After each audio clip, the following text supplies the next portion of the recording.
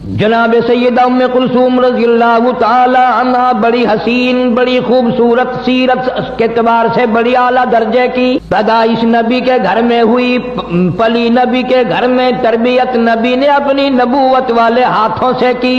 سیدہ خدیجہ رضی اللہ تعالی عنہا کا بہت جلد انتقال ہو گیا، اسی سال میں حضرت ابو طالب کا بھی انتقال ہو گیا۔ مدنی کریم صلی اللہ تعالی علیہ وسلم پر اتنی پریشانی آئی، اتنا بوجھ آیا، آپ نے اس سال کا نام عام الحزن رکھ دیا، غم کا سال نام رکھ دیا۔ جناب سیدہ ام کلثوم رضی اللہ تعالی عنہا کچھ سیانی ہو گئی، ابو لہب کے بیٹے سے نسبت کر دی۔ سیدہ رقیہ رضی اللہ تعالی عنہا کی بھی، سیدہ ام کلثوم رضی اللہ تعالی عنہا کی بھی اپنے چچا ابو لہب کے بیٹوں سے ان دونوں کی منگنی ہو گئی، ان دونوں سے رشتے ہو گئے۔ اعلان نبوت ہوا، وہ چچا جس نے نبی پاک صلی اللہ تعالی علیہ وسلم کی پیدائش پہ باندیاں آزاد کی، لونڈیاں آزاد کی، مٹھائی تقسیم کی، سارے مکے میں ادھم مچایا، اور دنیا والوں میرے یتیم بھتیجے کو دیکھو، آج کی بات میرے گھر میں چراغ جلانے کی کوئی ضرورت نہیں۔ پیدائش کے وقت اتنی محبت کرنے والا، اتنا مسرت کا اظہار کرنے والا، اتنی خوشی منانے والا، جب آپ نے فاران کی چوٹیوں پہ کھڑے ہو کر اعلان فرمایا یا ایھا الناس، او لوگو قولوا لا الہ الا اللہ محمد الرسول اللہ، او لوگو کہو اللہ کے سوا کوئی حاجت روا نہیں، مشکل کشا نہیں، بیمار کو تندرستی دینے والا کوئی نہیں، اولاد دینے والا کوئی نہیں، اجاڑنے والا کوئی نہیں، بسانے والا کوئی نہیں، بادشاہ بنانے والا کوئی نہیں، بادشاہ کو اٹھا کر پھانسی کے تختے پہ لٹکا دینے والا اس کے سوا کوئی نہیں۔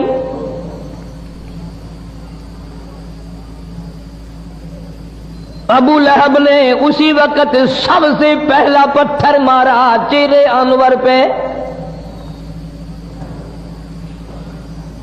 جناب مدنی کریم صلی اللہ تعالی علیہ وسلم سے اتنا ناراض ہوا، اتنا بگڑا، اتنا پریشان ہوا، اپنے بیٹوں کو کہنے لگا، عتبہ اور عتیبہ کو، اگر تم نبی کی بیٹیوں سے شادیاں کرو گے میرا زندگی بھر کا تم سے میل جول ختم ہے، میں تمہاری ساتھ خطا کلامی کروں گا، میں تم سے بات بھی نہیں کروں گا، ہم ایک خدا کو نہیں مانتے، وہ ایک خدا کو ماننے والا، ہم 360 خدا کو ماننے والے، لہذا اگر تم میرے بیٹے ہو جاؤ نبی کی بیٹیوں کو طلاق دے کر آؤ۔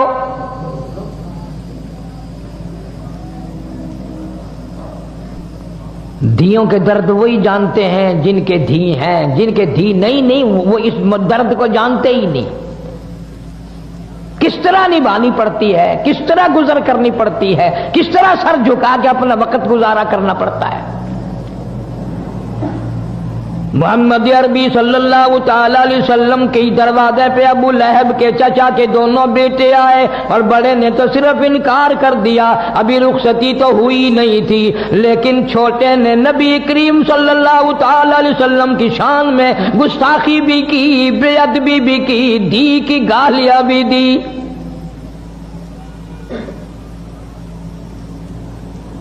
سارا جان قربان کر دوں محمد عربی صلی اللہ تعالی علیہ وسلم کی کریم ذات پہ، رحیم ذات پہ۔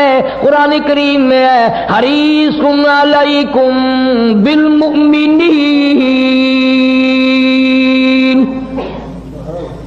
علیکم بالمؤمنین رؤوف الرحیم۔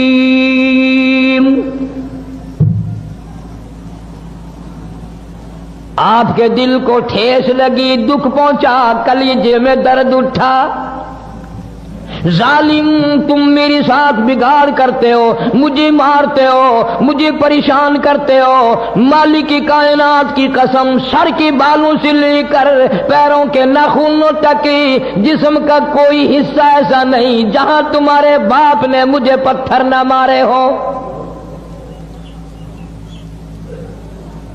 میں نے پھر بھی تمہیں کبھی گالی نہیں دی، کبھی تمہیں برا نہیں کہا، تمہارے لیے بد دعا نہیں کی۔ ظالموں، تم نے میری دھیوں کی بے عزتی کی، تم نے مجھے گالیاں نکالی، مجھے آج درد ہوا ہے۔ نبی پاک صلی اللہ علیہ وسلم کی بے ساختہ زبان سے آواز نکل گئی، میرے اللہ، عتیبہ پہ کوئی کتا مسلط فرما۔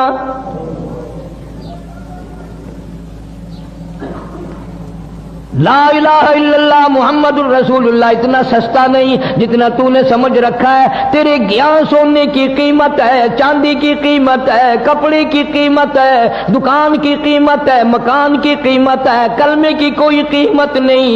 جا کلمے کی قیمت پوچھنی ہو سیدہ ام کلثوم رضی اللہ تعالیٰ عنہا کی قبر سے پوچھ کیا، اور پیغمبر کی بیٹی کلمے کی وجہ سے تجھے کتنے صدمے اٹھانے پڑے۔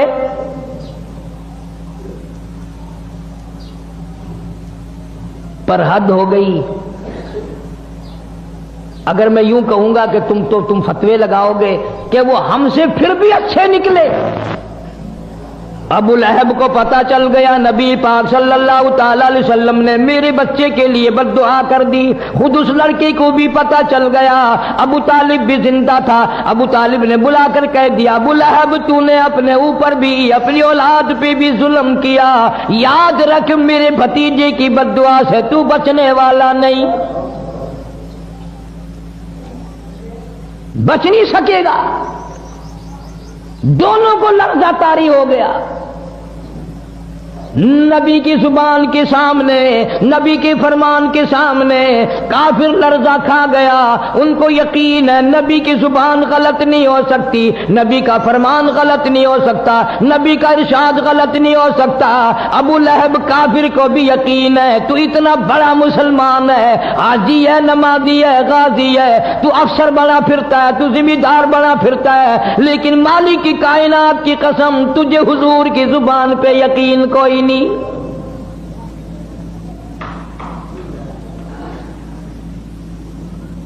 ابو لہب شام کے ملک میں تجارت کے لیے جانے لگا، بیٹے کو الگ نہیں رہنے دیتا ڈر کے مارے، میں اس کی حفاظت کروں گا۔ چلتے چلتے شام ہو گئی، راستے میں قافلہ ٹھہر گیا۔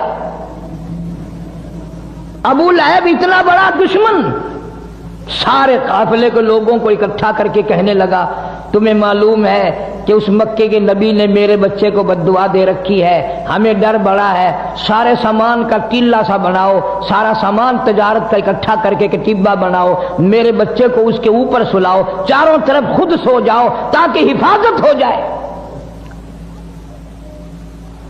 اسے یہ معلوم نہ تھا کس گھر کے ساتھ گستاخی کی ہے، کس گھر کی بے ادبی کی ہے، کس گھر کے ساتھ بے حرمتی کی ہے۔ اللہ پاک جل شانو نے جنگل کے شیر کو آواز لگا دی، اور جنگل کے شیر میرے محبوب کے دشمن کو ختم کرنا تیری ذمہ داری۔ کن لوگوں کی میں بات کر رہا ہوں؟ انما یرید اللہ لِيُذْهِبَ عَنْكُمُ الرِّجْسَ أَهْلَ الْبَيْتِ وَيُطَهِّرَكُمْ تَطْهِيرًا۔ اللہ پاک فرماتے ہیں میں نے اپنے محبوب کریم صلی اللہ تعالی علیہ وسلم کے سارے گھرانے کو، آپ کے اہل بیت کو برائیوں سے خود بخود دور کر دیا، پاک بنا دیا میں نے ان کو۔ جنگل کا شیر آتا ہے، حیران کھڑا ہے، پریشان کھڑا ہے، کس طرح شناخت کروں، کس طرح پہچان کروں وہ کون ہے جس نے نبی پاک صلی اللہ علیہ وسلم کی بیٹی کو گالیاں دی ہیں، ظلم نہ ہو جائے، مجھ سے زیادتی نہ ہو جائے۔ اندازہ لگا کلمہ پڑھنے والا تو مسلمان ہے، جنت کا ٹھیکیدار ہے، بہت بڑا مسلمان بنا پھرتا ہے، قبر کا تجھے پتہ نہیں، حشر کا تجھے پتہ نہیں، پلسرات کا تجھے پتہ نہیں، تو نہ جانے دن میں زبان سے کتنے ظلم کرتا ہے، نہ جانے ہاتھ سے کتنے ظلم ڈھاتا ہے، نہ جانے قلم سے کتنے ظلم کرتا ہے۔ آج جنگل کا شیر کھڑا کھڑا رو رہا ہے، الہی مجھے پتہ نہیں چل رہا وہ کون گستاخ ہے، کوئی دوسرے کو چیر دوں ظلم نہ ہو جائے۔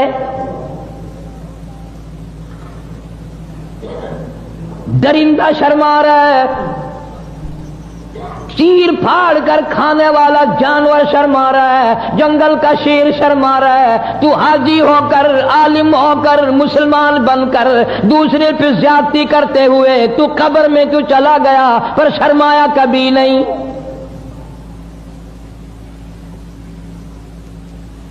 تیرا خیال یہ ہے کہ یہ رات دن کے معاملات بس یوں ہی جیسے ہوا گزر رہی ہے یوں ہی گزر جائیں گے؟ نہ نہ، ایک ایک سانس ریکارڈ ہو رہا ہے۔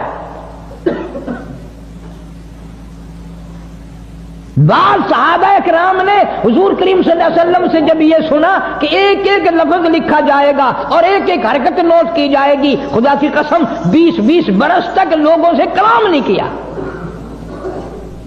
چھوڑ گئے تھے بولنا چولنا بھی۔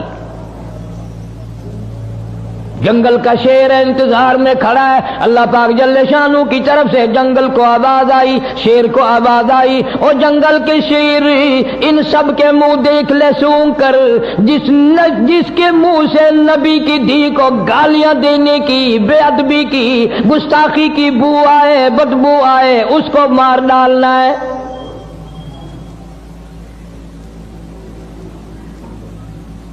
اسے اتنا شعور ہے زیادتی نہ ہو جائے، سب کے منہ سونگتا پھرتا ہے، چاروں طرف سونے والوں کے منہ سونگ بیٹھا، پتہ پھر بھی نہ چلا، پھر حیران الہی کیا کروں، ان میں نہیں ہے۔ یہ ساری کائنات مالک کی کائنات کے قبضے قدرت میں ہے، اسی لیے فرمایا اللہ لا الہ الا هو الحی القیوم۔ اللہ پاک جل شانہ نے ہوا کو حکم دیا، جلدی کر تو میرے جنگل کے شیر کو لے سمجھا دے، تو بتا دے میرے محبوب کا گستاخ کہاں سویا ہوا ہے۔ اوپر سے آواز ہوا آئی، اس میں سے بدبو آئی، پیغمبر صلی اللہ علیہ وسلم کی بے ادبی کی، گستاخی کی، پیغمبر کی دھی کو گالی دینے کی۔ جنگل کے شیر نے چھلانگ لگائی، اوپر جا کر اس کو چیر کر ٹکڑے کر دیے۔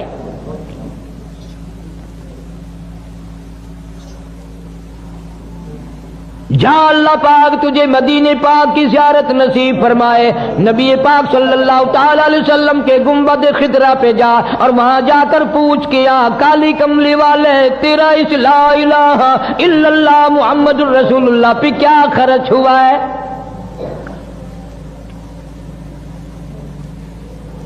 اتنی بڑی بڑی زیادتی صحیح ہے، پھر بھی بات نہ آئے۔ مکے والوں نے مشورہ کر کے شعب ابی طالب میں 3 برس تک قید کر دیا۔ مسلمان مرد اور صحابہ کرام صحابیات تمام کی تمام درے میں بند ہیں، کھانے کو نہیں، پینے کو نہیں، جھاڑیوں کی پتی بھی نہیں۔ حدیث پاک میں ارشاد حضور صلی اللہ علیہ وسلم فرماتے ہیں کئی مرتبہ ایسا موقع آیا کہ سیدہ ام کلثوم رضی اللہ تعالی عنہ اور سیدہ فاطمہ الزہرا رضی اللہ تعالی عنہ بھوک اور پیاس کی وجہ سے اتنی بلبلا تڑپ تڑپ کے روتی تھی، سیدہ خدیجہ کا بھی کلیجہ نکلنے کو ہو جاتا تھا۔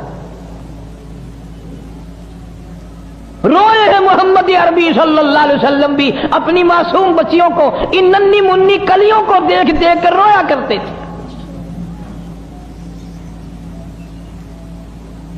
کوئی قتل قتال کا جھگڑا نہیں، کوئی لین دین کا جھگڑا نہیں، جھگڑا صرف یہ ہے کہ یہ ایک اللہ کو کیوں مانتے ہیں، سارا نظام ایک اللہ کے بارے میں کیوں کہتے ہیں کہ وہی چلاتا ہے۔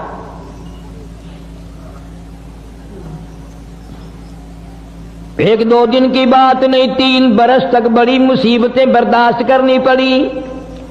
مول بھی آٹا کوئی نہیں دیتا، پانی مول کوئی نہیں دیتا، درختوں کے پتے بھی ملنے بند ہو گئے۔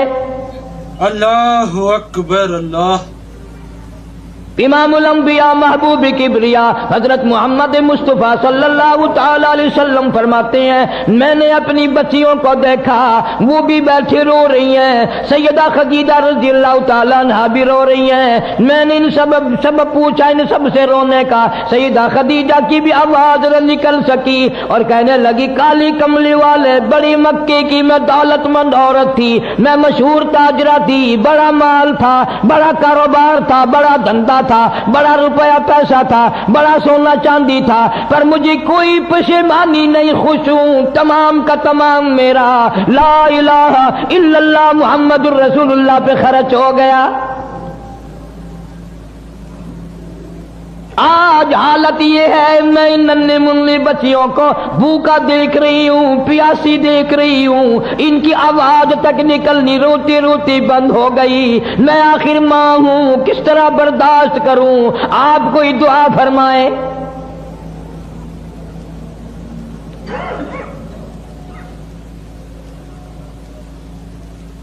3 سال کے عرصے کے بعد سیدہ خدیجہ رضی اللہ تعالی عنہا کے بھتیجے کو پتا چلا کہ میری بوا میری پھوپھی خدیجہ اتنی بیمار ہے، اتنی بھوکی ہے، اتنی پیاسی ہے کہ آج کل میں اس کا دم نکلنے والا ہے۔ باوجود کفر کے، رشتہ دارانہ قرابت کے،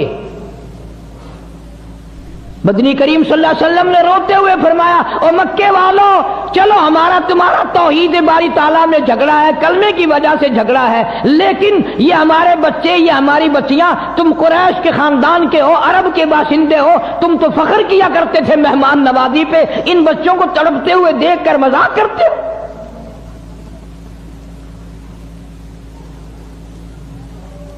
تمہیں شرم آنی چاہیے، ننھی منی بچیاں تڑپ رہی ہیں پانی کے بغیر۔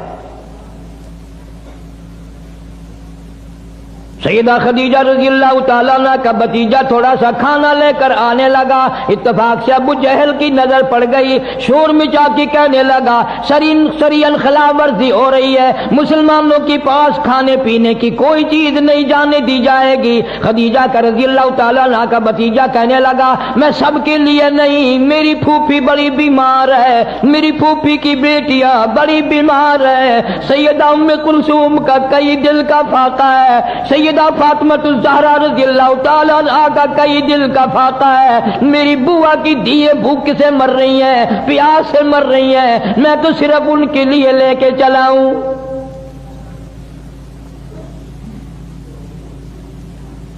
شکر ہے اس زمانے کے لوگ بعد موقع پر کفر و کافر ہونے کے باوجود بھی صلہ رحمی قرابت داری کو جوش مارتی تھی۔ ارے آج دیکھ لو بھائی کھا رہا ہے، بہن دیکھ رہی ہے، بہن کھا رہی ہے، بھائی دیکھ رہا ہے، اس کے بچے مر رہے ہیں اسے پرواہ نہیں، اس کے بچے مر رہے ہیں اسے پرواہ نہیں۔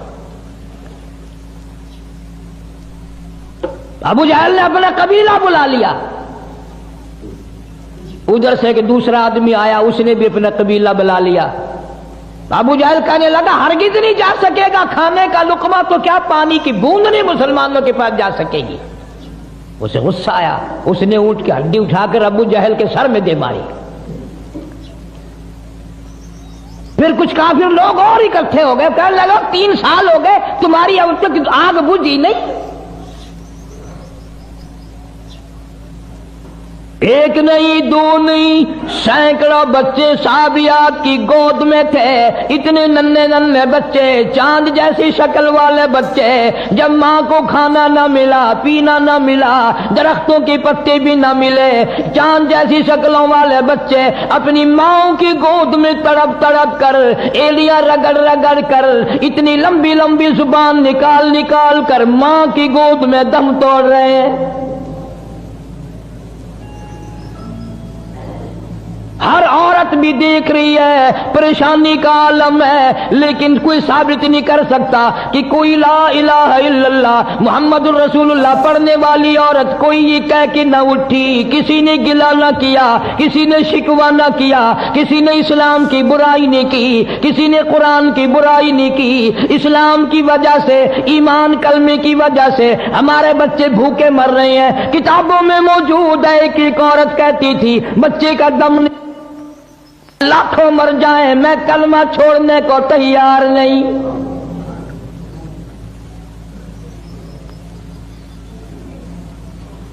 ہم رات دن میں کئی مرتبہ چھوڑ دیتے ہیں، جب بے ایمانی کرنے کا موقع ملے گا جب ہی چھوڑ دیں گے۔ سیدہ ام کلثوم رضی اللہ تعالی عنہا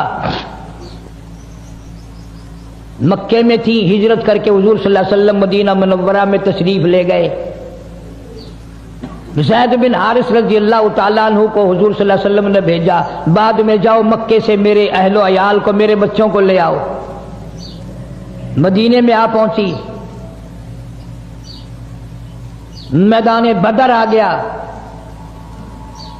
سیدہ رقیہ رضی اللہ تعالیٰ عنہ پیغمبر کی اس سے بڑی بیٹی جو حضرت عثمان رضی اللہ تعالیٰ عنہ کے نکاح میں تھی،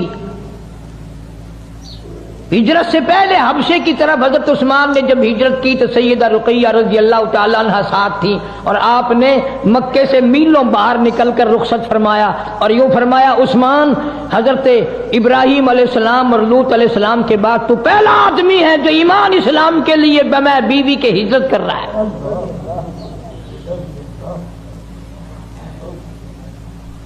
اس گھر کا ہر آدمی نرالا، میں نے عرض کیا۔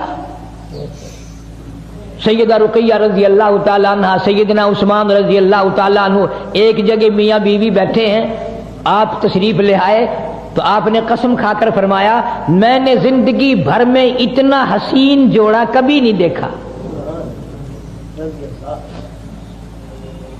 جنگ بدر کے موقع پر حضرت رقیہ رضی اللہ تعالیٰ عنہ سخت بیمار تھی، چیچک کی بیماری تکلیف ہو گئی۔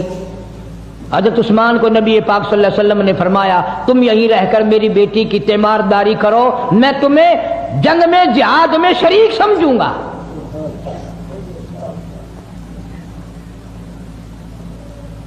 کتابوں میں آتا ہے کہ جب جنگ بدر سے حضور صلی اللہ علیہ وسلم واپس تشریف لائے تو جنت البقیع میں قبر کے کنارے پر حضرت رقیہ رضی اللہ تعالیٰ عنہ کا جنازہ رکھا ہوا تھا۔ بعد میں مدنی کریم صلی اللہ تعالی علیہ وسلم جب بھی حضرت عثمان پر نظر پڑتی رضی اللہ تعالیٰ عنہ روتے نظر آتے، پریشان حال نظر آتے۔ آپ نے پوچھ لیا میرے عثمان تو نے رو رو کر اپنا کیا حال کر لیا، تو اتنا غمزدہ کیوں ہے، تو اتنا پریشان کیوں رہتا ہے؟ حضرت عثمان نے عرض کیا میرے آقا حضرت محمد الرسول اللہ صلی اللہ تعالی علیہ وسلم آپ کی لخت جگر جب بھی کوئی پریشانی آئے، جب بھی کوئی تکلیف آئے، فرمایا استعینوا بالصبر والصلاۃ، نماز پڑھو انشاءاللہ آسانی ہوگی، صبر کر نماز پڑھ، ان اللہ مع الصابرین،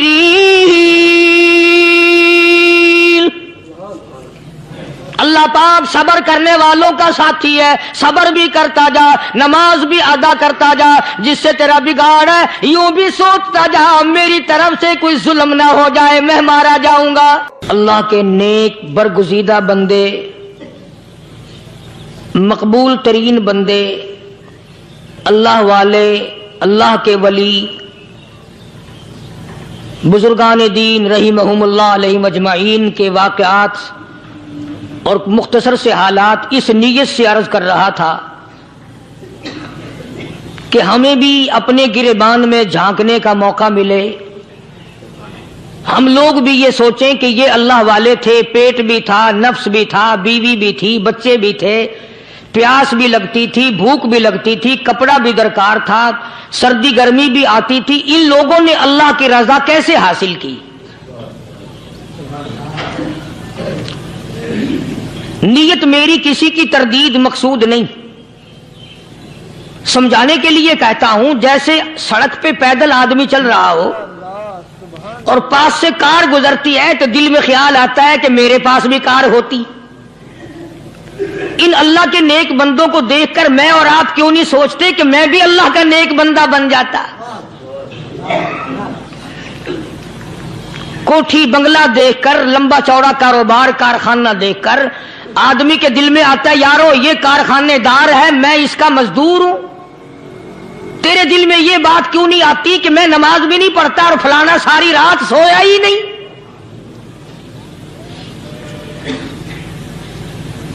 ہم لوگ اپنے معاملات میں، اپنے کردار کے بارے میں آخر کب سوچیں گے؟ وہ کون سی نئی زندگی ملے گی؟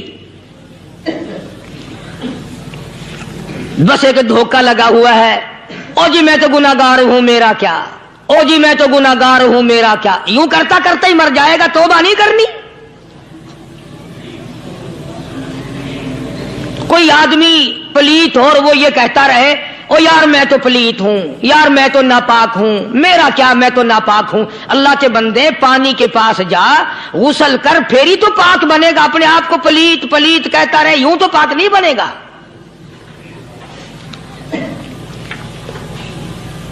یہ اللہ والے جو ہوتے ہیں آدمی کے اندر کو ٹھیک کرتے ہیں۔ جیسے ڈاکٹر کہتا ہے کہ اگر بلڈ پریشر کے مریض ہو تو نمک نہ کھاؤ، شوگر کے مریض ہو تو میٹھا نہ کھاؤ، بادی کے مریض ہو تو آلو نہ کھاؤ۔ اللہ والا کہتا ہے اگر تمہارے اندر شرک کی بیماری ہے تو خدا کے دروازے کے سوا کہیں نہ جاؤ۔ اللہ والے اندر کا علاج کرتے ہیں، روحانی علاج کرتے ہیں، اس بیماری کا علاج کرتے ہیں جو قبر میں کام آئے گی۔ جب اللہ والوں کی مجلس میں بیٹھو گے تو وہ تمہیں یہ بتائیں گے کہ نبی کی سنتوں کے پھول چھوڑ کر بدعت کے کانٹوں کی طرف نہ جاؤ۔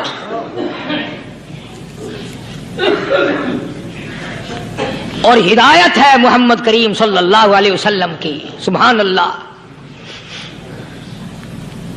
وہ جوان کتنا خوش نصیب ہوگا جو حضور کے ساتھ سواری پہ سوار ہے۔ اللہ اکبر۔ سیدنا معاذ بن جبل رضی اللہ تعالیٰ عنہ کی ذات اقدس ہے، جس سواری پہ محمد عربی صلی اللہ تعالی علیہ وسلم سوار ہیں، اسی سواری پہ صحابی بھی سوار ہے، آپ کے پیچھے سوار ہے۔ آپ نے 3 مرتبہ ارشاد فرمایا یا معاذ۔ وہ کتنا مقدروں والا جوان ہوگا جس کا نام آقا کے پیارے پیارے منہ سے نکلا۔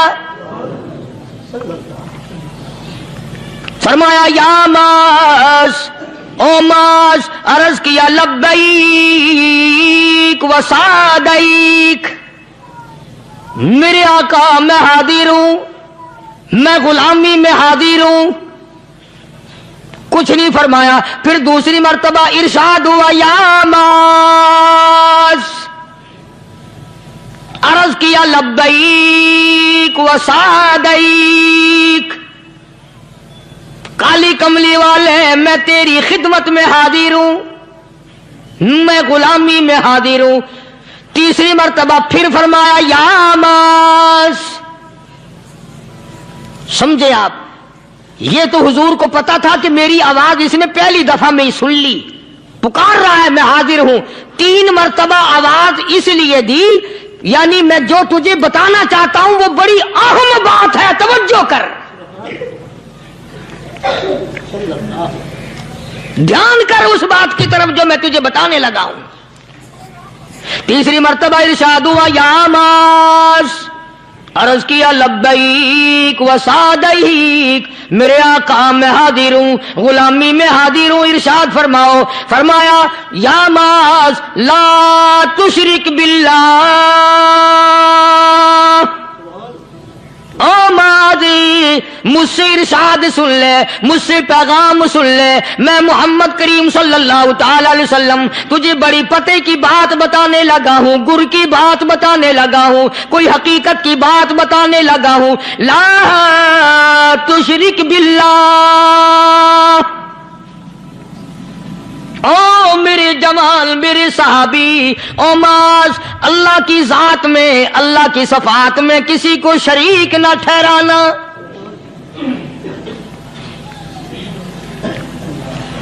کسی کو بگڑی بنانے والا نہ سمجھنا، کسی کو پریشانی دور کرنے والا نہ سمجھنا، زندہ کرنے والا، مارنے والا، فقیر بنا دینے والا، فقیر کو شہنشاہ بنا دینے والا اس کے سوا کوئی نہیں۔ چلو ہو گئی بات، فرما دیا آپ نے کہ شرک نہ کرنا۔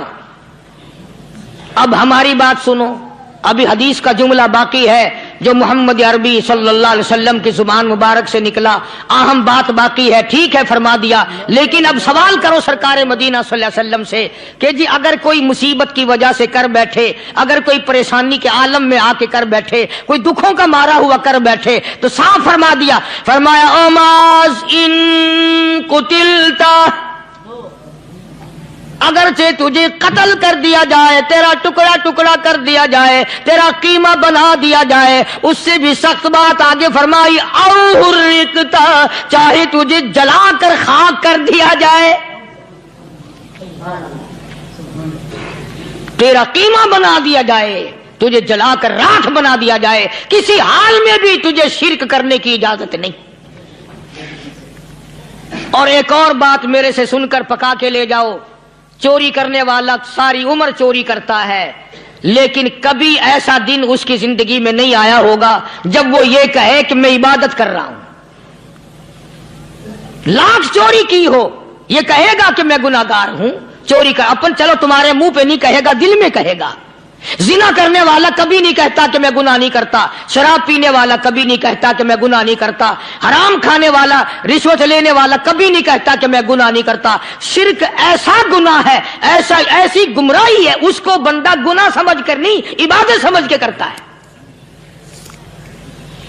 اور ارشاد فرمایا محمد عربی صلی اللہ علیہ وسلم نے کہ شرک کرنے والے کو توبہ کی توفیق نہیں ہوتی، وہ اس کو برا سمجھے تو توبہ کرے، جب وہ اس کو برا سمجھتا ہی نہیں تو گناہ سمجھتے ہی نہیں تو توبہ کائے کی کرے گا وہ۔ میں عرض کر رہا تھا کہ یہ جو اولیاء کرام ہیں، بزرگان دین ہیں، اللہ والے ہیں، یہ شرک کی لعنت سے آدمی کو بچانے کے لیے ساری زندگی کوشاں رہتے ہیں۔ حدیث پاک میں آتا ہے، ارشاد فرمایا محمد کریم صلی اللہ علیہ وسلم نے کہ جب آدمی گناہ کرتا ہے، فرمایا ان فی الجسد لمضغۃ اذا صلحت صلح الجسد كله واذا فسدت فسد الجسد كله الا وهي القلب، او كما قال النبي صلی اللہ علیہ وسلم۔ ارشاد فرمایا آدمی کے بدن میں ایک گوشت کا ٹکڑا ایسا ہے کہ جب وہ ٹھیک ہو جائے تو سارا بدن ٹھیک ہو جاتا ہے، جب وہ بگڑ جائے تو سارے بدن کا نظام بگڑ جاتا ہے۔ الا وہی القلب، سرکار مدینہ صلی اللہ علیہ وسلم نے فرمایا وہ دل ہے۔ دل آدمی کا سنور جائے تو سارا کچھ سنور گیا، دل بگڑ گیا تو سب کچھ بگڑ گیا۔ ریاکاری دل سے پیدا ہوتی ہے، تکبر دیکھنے میں نہیں آتا، دل میں پیدا ہوتا ہے، فخر دل میں پیدا ہوتا ہے، عجب اور خودبینی دل میں پیدا ہوتی ہے۔ تو آقا مدنی صلی اللہ علیہ وسلم نے فرمایا کہ آدمی کا دل جو ہے وہ سفید ہوتا ہے، بالکل سفید ہوتا ہے۔ جب بندہ گناہ کرتا ہے تو ایک چھوٹا سا سیاہ کالا نقطہ اس کے دل پہ لگ جاتا ہے، پھر دوسرا گناہ کرتا ہے، پھر دوسرا نقطہ لگ جاتا ہے، پھر تیسرا گناہ کرتا ہے، پھر تیسرا نقطہ دل پہ لگ جائے، حتیٰ کہ اس کا دل سارا کالا ہو جاتا ہے۔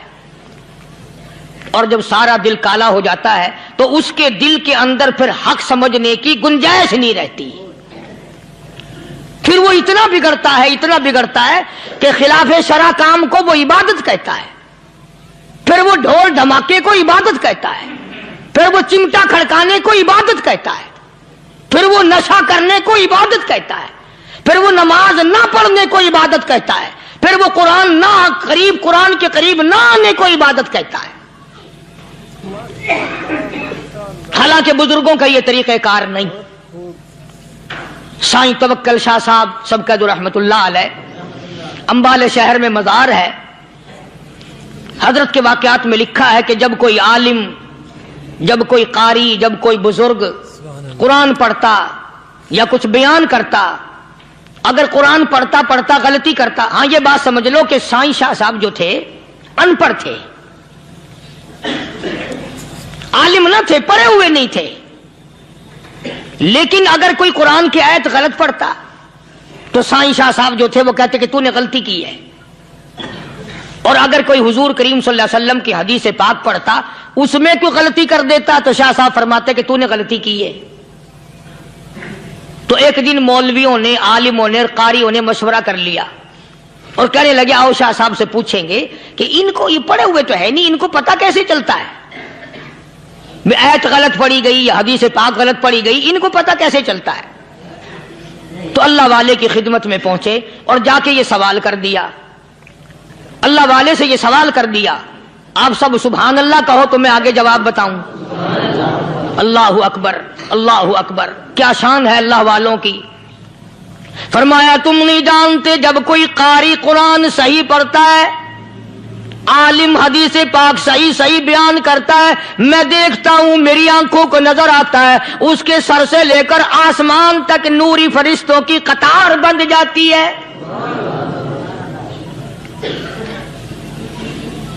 और जब वो गलती करता है तो वो कतार सारी रुखसत हो जाती है, वो कतार सारी छुट्टी कर जाती है। मैं समझ जाता हूं कि कोई गलती हुई है।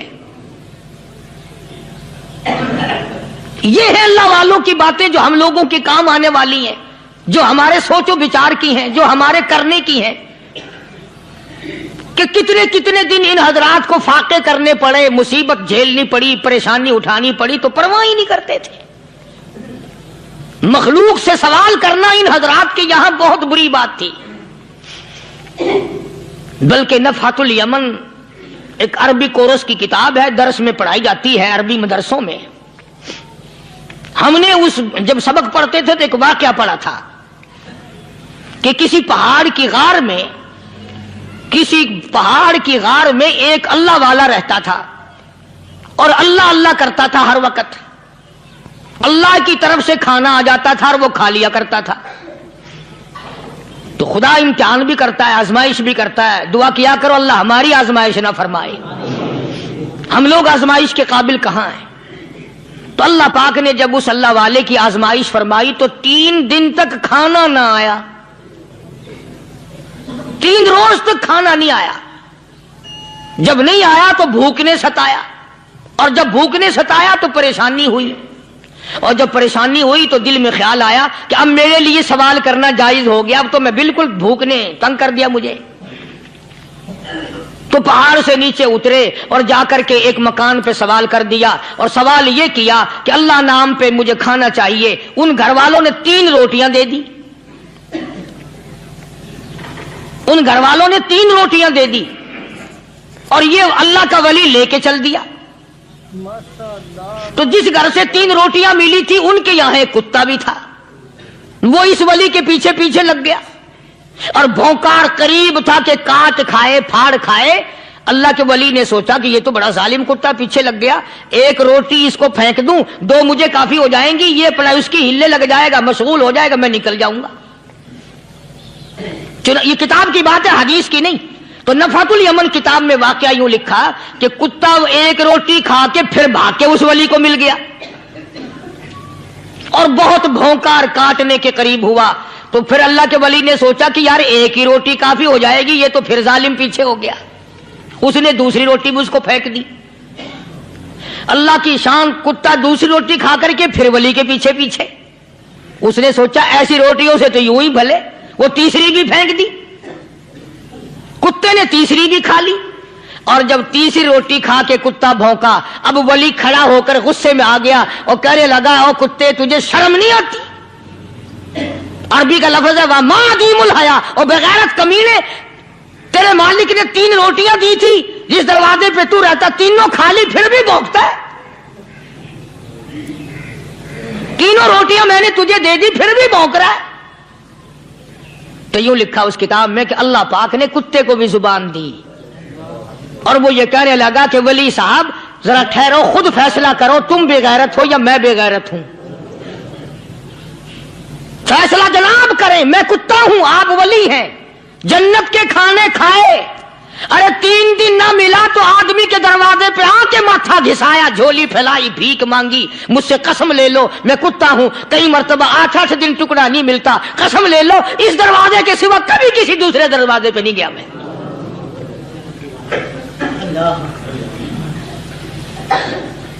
تجربہ کر لو، 3 دن کتے کو ٹکڑا ڈالو، چوتھے دن دم ہلا کر تمہارے پاؤں میں لٹے گا۔ ساری عمر گزر گئی اس مالک کا دیا ہوا کھاتے ہوئے پیتے ہوئے، آج بھی تجھے اس مالک کا دروازہ سمجھ نہیں آیا۔ پانی وہ پلاتا والذی ہوا یطعمنی ویسقین وَإِذَا مَرِضْتُ فَهُوَ يَشْفِينِ۔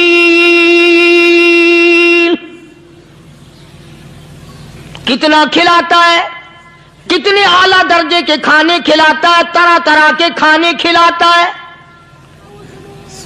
پالا اس نے، سنبھالا اس نے، زندگی اس نے دی، اولاد اس نے دی، خوبصورت بیوی اس نے دی، گھر آباد اس نے کیا، تھوڑی سی پریشانی آ گئی، اب جا کے قبر کے سامنے جھکا کھڑا ہے، اس مالک سے میرا کام نہیں چلا، او 4 گز زمین میں پڑنے والے، تو میری حاجت روائی کر دے۔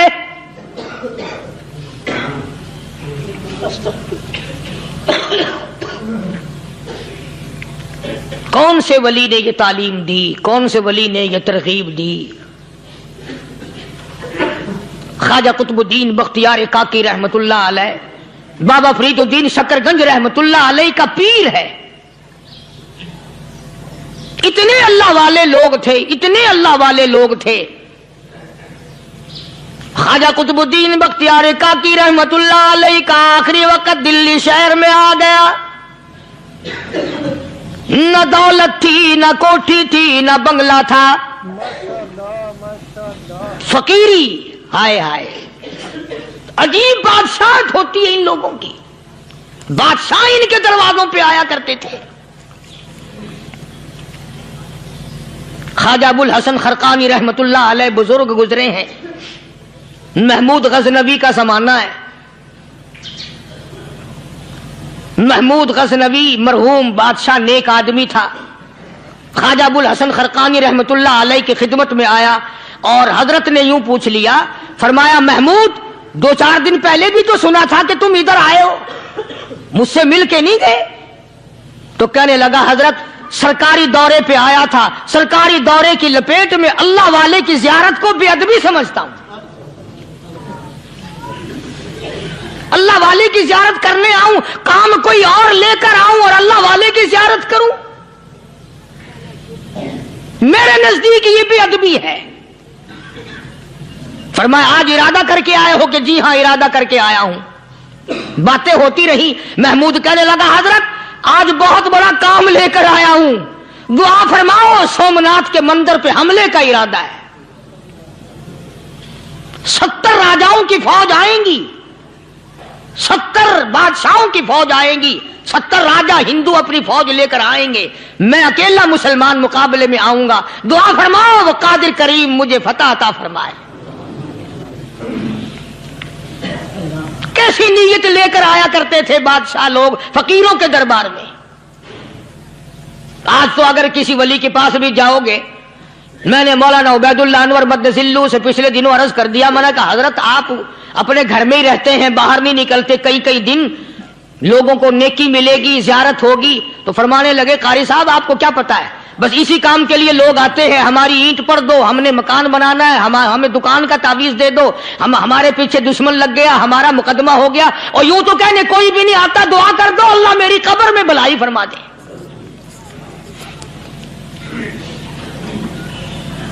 تو محمود غزنوی نے خواجہ ابو الحسن خرقانی سے درخواست کی کہ آپ دعا فرمائیں۔ اللہ والے نے دعا بھی فرمائی اور اپنا مسلح دے دیا۔ یوں فرمایا محمود جب مشکل وقت آ جائے اس مسلح پہ کھڑے ہو کر 2 رکعت نماز ادا کرنا، پتہ چلا کہ اللہ کی مدد جو ہے وہ نماز کے ساتھ ہے.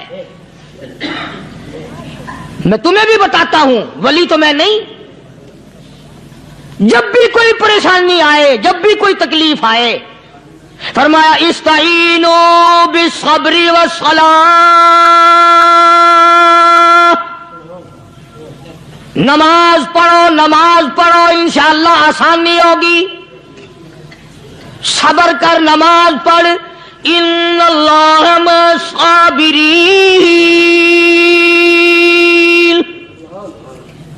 اللہ پاک صبر کرنے والوں کا ساتھی ہے. صبر بھی کرتا جا، نماز بھی ادا کرتا جا. جس سے تیرا بگاڑ ہے یوں بھی سوچتا جا میری طرف سے کوئی ظلم نہ ہو جائے، میں مارا جاؤں گا. چھلا ساتھ لے کر چلا گیا اور اپنی فوج کو لے کر کے سومناتھ کے مندر پہ حملہ کر دیا. مسلمان فوج بڑا سفر کر کے آئی تھی، دور سے آئی تھی، تھکی ہوئی تھی، چور چور تھی. اتنے حالات نہ تھے، اتنے ہتھیار نہ تھے. 70 راجاؤں کی فوج کے مقابلے میں مسلمانوں کو شکست ہو گئی. محمود غزنوی کو خبر دی گئی بادشاہ شکست ہو گئی. محمود نے 2 رکعت نماز ادا کی. اور یہ بھی بتا دوں اللہ والوں کا اتنا ادب کیا محمود غزنوی نے کہ اس مصلے پہ کھڑے ہو کر نماز نہیں پڑھی، اس کو سر کے اوپر رکھ کے نماز پڑھی. مصلی اللہ والے کا سر پہ رکھ لیا اور نماز پڑھی خدا کے حضور میں. اور پھر سر سجدے میں رکھ دیا. میرے پروردگار بے نیاز خالق و مالک، میں گناہگار سہی، میں سیاکار سہی، میں تیرا بندہ ہوں. او میرے مولا مقابلہ کفر سے ہے، حق پرستوں کی نہ کی کون گر دل جوئی نہیں. تانا دیں گے بت کے مسلم کا خدا کوئی نہیں. او میرے پروردگار آج مجھے ذلیل نہ کر، آج میری شکست نہ کر، آج مسلمانوں کو شکست نہ دے. اور بے نیاز پروردگار کافر کہیں گے ان کا خدا کہاں گیا. بس محمود غزنوی نے اللہ کے حضور میں نماز ادا کی اور دامن پھیلایا اور سر سجدے میں رکھا. وہ اطلاع ملی کہ شکست فتح میں بدل گئی. چنانچہ جمعے کا خطبہ محمود غزنوی نے سومناتھ کے مندر کے اندر دیا. اس قدر اللہ والوں کو دلچسپی تھی ان معاملات سے کہ قوم کے لیے بھلائی ہو، ملک کے لیے بھلائی ہو، عوام کے لیے آخرت کی دنیا کی بھلائی مقصود تھی. خواجہ قطب الدین بختیار کاکی رحمت اللہ علیہ دلی شہر میں رہتے ہیں. بادشاہوں کا زمانہ ہے. اللہ اللہ کیا عجیب لوگ تھے. آج تو اچھے بھلے دیندار طبقہ نماز پڑھانے والوں کو نماز کے، غسل کے، وضو کے مسائل معلوم نہیں. دوستو ایسا وقت تھا سلطان صلاح الدین خلجی رحمت اللہ علیہ کو بادشاہ ہو کر عربی کی بہت بڑی 4 جلدوں میں کتاب ہے ہدایہ. بادشاہ صلاح الدین خلجی کو زبان نہیں آتا. اتنی بڑی عظیم کتاب زبان نہیں آتی. وہ بادشاہ بھی ہوا کرتے تھے اور ولی بھی ہوتے تھے. سلطان عالمگیر رحمت اللہ علیہ بہت بڑا بادشاہ ہو کر، اورنگزیب ہے، عالمگیر ہے، اتنا بڑا عظیم بادشاہ، مگر حضور کریم صلی اللہ علیہ وسلم کی 5000 حدیث پاک اس بادشاہ کو زبان نہیں آتی. اور قرآن کا حافظ تھا، قرآن کا قاری تھا، قرآن کا عالم تھا، قرآن کا مفسر تھا، ولی بھی تھا، بادشاہ بھی تھا، اللہ والا بھی تھا. اور اتنا خوف تھا دل میں، میں تمہیں کیا بتاؤں. اللہ اکبر. بادشاہ ہو کر کے کپڑا خریدا، مزدوری کر کے کپڑا خریدا بادشاہ نے، اور کپڑا خرید کر اس کی ٹوپیاں اپنے ہاتھوں سے سی. عالمگیر رحمت اللہ علیہ نے اس کی ٹوپیاں اپنے ہاتھوں سے سی اور چاندنی چوک دلی میں کھڑے ہو کر فروخت کی، بیچی. 6-7 रुपए जमा करके एक थैली में बंद करके ऊपर लिखा आलमगीर का कफन इन पैसों से खरीदा जाए। कभी हमने भी सोचा? जो रिश्वत मारने वाला आदमी है, बताओ उसके लिए कफन कहां से अच्छे पैसे तलाश करके लाया जाएगा? रिश्वत का ही कफन मिलेगा ना। जो आदमी मिलावट करके पैसे कमाता है, फनकारी करके पैसा कमाता है, दगा और फरेब करके पैसे कमाता है, तो आज हमारा कफन भी सही नहीं, कफन भी दगा वाला, फरेब वाला, मिलावट वाला। बल्कि तुम तो कहते हो कि आजकल खाने के लिए खालिस कुछ नहीं मिलता। मैं कहता हूं मैयत को गुस्ल देने के लिए पानी खालिस नहीं मिलता। ये जो हम मोटरें नलके लगाते हैं, ये पैसे कौन से हमारे खालिस हैं? जो साबुन मैयत को मल रही है, कौन से पैसों का खरीदा हुआ है? जो खुशबू मैयत को लग रही है, कौन से पैसों की खरीदी हुई है? जो कफन पड़ रहा है, वो कैसे पैसों का कफन है? और मैं आगे बढ़ करके कहता हूं, जो कंधों पे उठाए जा रहे हैं, वो कौन से कुतुब हैं, कौन से अबदाल हैं? जिसने मैयत को गुस्ल दिया है, कभी मालूम किया कि वो कितना बड़ा नेक आदमी है? ये तो हमारे आखिरी वक्त का हाल है, और इस तरफ किसी का ध्यान नहीं, सोच नहीं, विचार नहीं, कतई तौर पर अंधे हो जाते हैं। ओ मियां ठीक है जो कुछ हो रहा है। अच्छा, एक बात अर्ज करूं, अल्लाह तबारक व तआला के यहां जब हम जाएंगे, अगर और सारे मामलात को छोड़ दो, अल्लाह पाक यही पूछ ले कि मियां ये कफन जो पहन के आया ये कैसा है? ये जो कफन पहन के आया ये कैसा? हम क्या जवाब देंगे?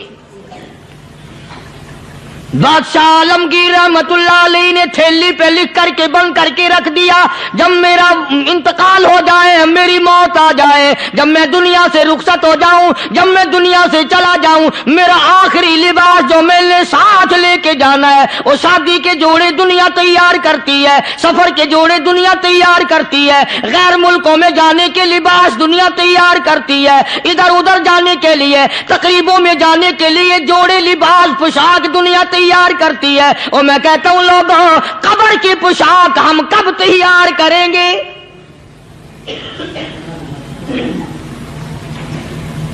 आलमगीर रहमतुल्लाह अलैह ने खुद अपने कफन का इंतजाम करके रख दिया।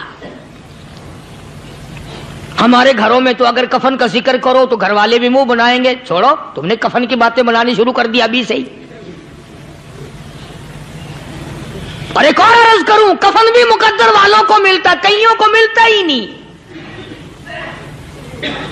कफन नहीं मिलता, कब्र नहीं मिलती, नमाज जनाजा नहीं मिलती, गुस्ल नसीब नहीं होता। मुकद्दरी सौदे हैं, ना ये दौलत से बात बनती है, और ना ये इख्तिदार से बात बनती है, और ना ये सरमाए से बात बनती है। ये तो तकदीरों के मसले हैं जो मालिक ने अपने हाथ में रखा है।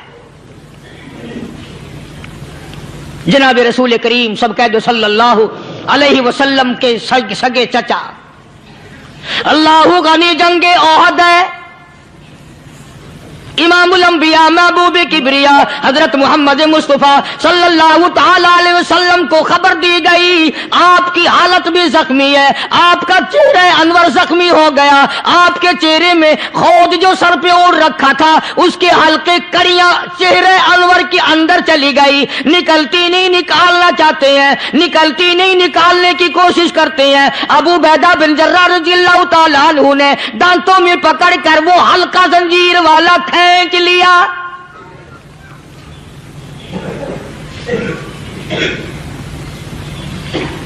अल्लाहु गनी, उधर खून का फुवारा छूटा, खून का फुवारा छूटा।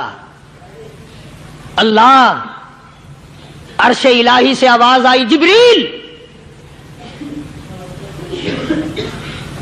पल झपकने के बराबर जिब्रील सारी दुनिया का निजाम तय कर सकता है। तवज्जो, अल्लाह ने आवाज दी, जिब्रील। अर्ज किया, हुजूर। फरमाया, याद रख, अगर मेरे महबूब का खून जमीन पे गिर गया तो फिर तू जिब्रील काएगा। सिदरतुल मुंतहा से सेकंड तो बड़ी चीज होती है, पल झपकने से पहले जिब्रील ने आकर उस खून को संभाला है। इतनी अजमत है सरकार मदीना सल्लल्लाहु अलैहि वसल्लम की, अल्लाह तबारक व तआला के यहां और हर पैगंबर की। इब्राहिम अलैहिस्सलाम को वक़्त के बादशाह ने मंजनीक में बिठाकर यूं आग में फेंक दिया। उस मंजनीक में से, पंगूड़े में से खलील निकल चुका। आवाज आई जिब्रील, जवाब मिला हुजूर कि मेरा खलील को क्या हुआ? हजरत जिब्रील को हुक्म हुआ, याद रख अगर खलील का एक बाल भी जल गया तो जिब्रील किस काम का। अल्लाह तबारक व तआला के फरिश्ते ने पहले पहुंचकर आग पे पर बिछा दिए।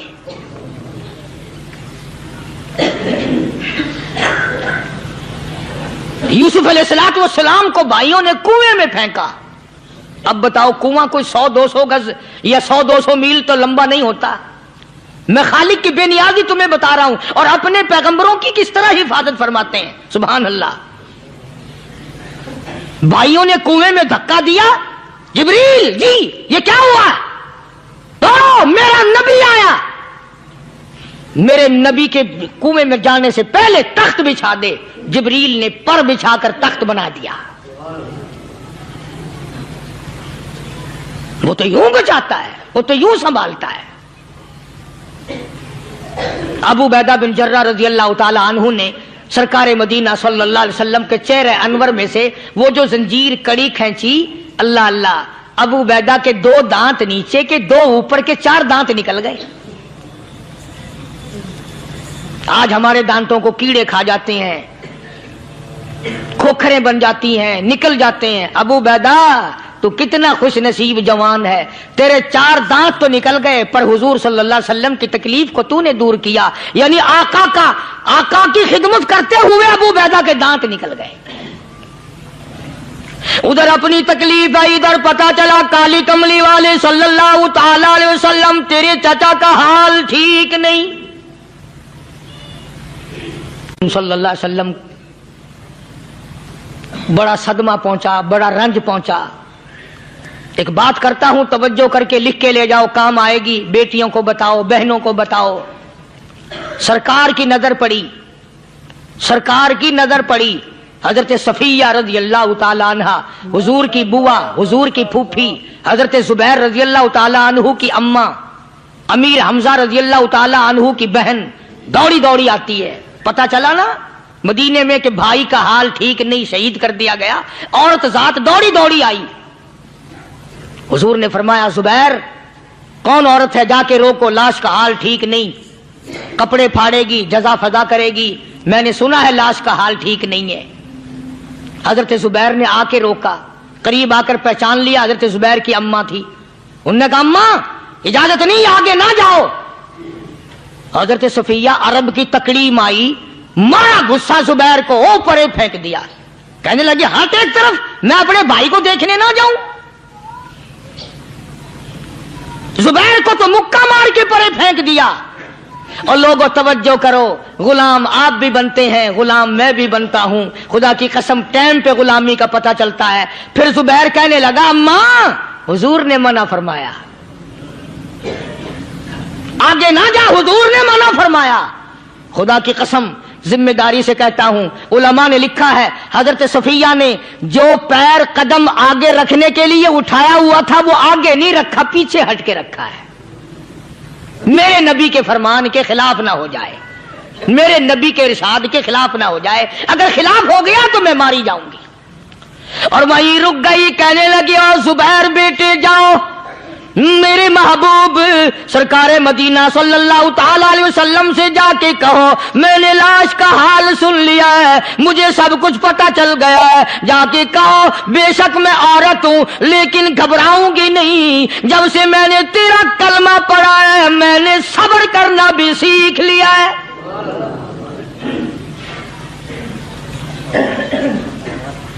मैं ज्यादा फदा न करूंगी, मैं कपड़े न फाड़ूंगी, मैं रोना धोना नहीं करूंगी। मदनी करीम सल्लल्लाहु अलैहि वसल्लम को हजरत जुबैर ने जाके बता दिया, मेरी अम्मा यूं कहती है। फरमाया फिर बेशक इजाजत है, जाए।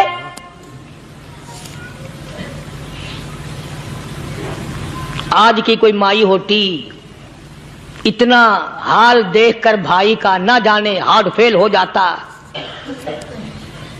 सफिया ने आके देखा अपने भाई सैयदना अमीर हमजा के दोनों कान नहीं, नाक नहीं, लब नहीं, 11 टुकड़े हुए पड़े हैं। روتی نہیں، گھبراتی نہیں، دھڑام سے گرتی نہیں، چہرہ نہیں پیٹتی، ماتم نہیں کرتی، کھڑی ہو گئی، کہنے لگی آؤ میرے پروردگار، میرے بھائی کی قربانی قبول فرما، میرے بھائی کی قربانی کے صدقے میں میرا بھی بیڑا پہاڑ کر دے۔ اور خبر تو مل گئی تھی نا کہ کپڑے بھی اتار کر لے گئے، بغل میں سے 2 چادریں نکال لی ہیں، بغل میں سے 2 چادریں نکالی کہ میرے بھائی کو کفن دے دینا۔ یوں جو نظر پڑی، ایک انصاری نوجوان رضی اللہ تعالی عنہ وہ بھی ننگا پڑا ہے، کافر اس کو بھی شہید کر کے گر گئے۔ مسلمانوں ذرا اندازہ لگاؤ، یہ بھی مسلمان تھے، یہ بھی نبی کے عاشق تھے، یہ بھی دیوانے تھے، ایسے وقت میں بھلا ایسی بات کس کو سوجھے؟ ماں جایا بھائی ہو، سگا بھائی ہو، اچھی محبت اور تعلق ہو بہن بھائی کا، اور سید الشہداء حضور نے فرمایا ہو وہ ننگا پڑا ہے، 11 ٹکڑے ہوئے پڑے ہیں، ایسے وقت میں ایسی بات کون سوچے؟ صفیہ کہنے لگی لوگوں ایک چادر اس بھائی کو دو جو میری ماں کے پیٹ سے پیدا ہوا، ایک چادر اس بھائی کو دو جو محمد کے کلمے نے میرا بھائی بنا دیا ہے، جو میرے نبی نے میرے کے کلمے نے میرا بھائی بنا دیا ہے۔ کل قیامت میں خدا یہ نہ فرما دے صفیہ کفن دینے آئی، خیرات دینے آئی تو اپنے کو دے کے چلی گئی۔ اب ان میں ایک چادر ہے چھوٹی اور ایک ہے بڑی، پھر کہنے لگی میری چادریں واپس کر دو، ایسا نہ ہو میرے بھائی کو بڑی مل جائے، دوسرے بھائی کو چھوٹی مل جائے، اللہ پاک کل یہ نہ فرما دے اگر کفن دینے بھی آئی تو اپنے کو بڑی دوسرے کو چھوٹی، یہ اللہ کی رضا والا تو کام نہیں۔ قرہ اندازی کی، سگے بھائی سیدنا امیر حمزہ رضی اللہ تعالی عنہ کے حصے میں چھوٹی چادر آئی اور اس انصاری جوان کے حصے میں بڑی چادر آ گئی۔ چنانچہ جب محمد عربی صلی اللہ تعالی علیہ وسلم تشریف لائے تو حضور کو اتنا صدمہ پہنچا، میری مستقل کیسٹ ہے سیدنا امیر حمزہ رضی اللہ تعالیٰ عنہ کے عنوان پر، آپ لوگ اسے خرید کے سنیں۔ تم بھی کہتے ہو کہ ہم نے اسلام کی بڑی خدمت کی، ہم نے قرآن کی بڑی خدمت کی، ہم نے علماء اور طالب علموں کی بڑی خدمت کی، ہم نے مسجد اور مدرسوں کی بڑی خدمت کی۔ میں یہ کہتا ہوں آؤ دیکھو تو صحیح کہ ان حضرات نے کہاں تک قربانیاں دی ہیں۔ حضور نبی کریم صلی اللہ تعالی علیہ وسلم جب اپنے پیارے چچا کی لاش پہ آئے، چہرے پہ نظر پڑی دونوں لب نہیں،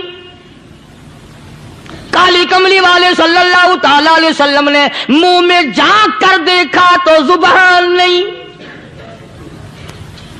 ذرا نیچے کو نظر کی پیٹ میں جگر اور کلیجہ نہیں، دونوں ہاتھ نہیں، دونوں کان نہیں۔